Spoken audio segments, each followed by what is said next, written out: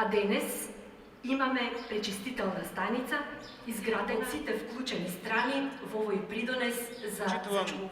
Премиер господин Зоран Заев.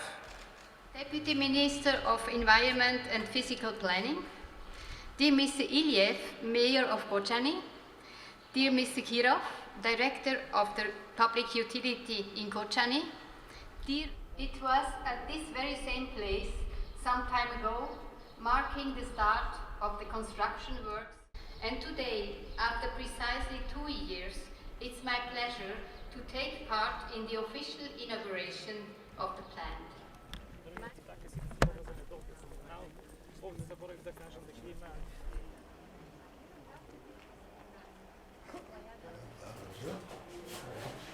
Ова се представниците на Иванов и наверојатно ќе ни кажат многу повеќе за производството, текот на денот на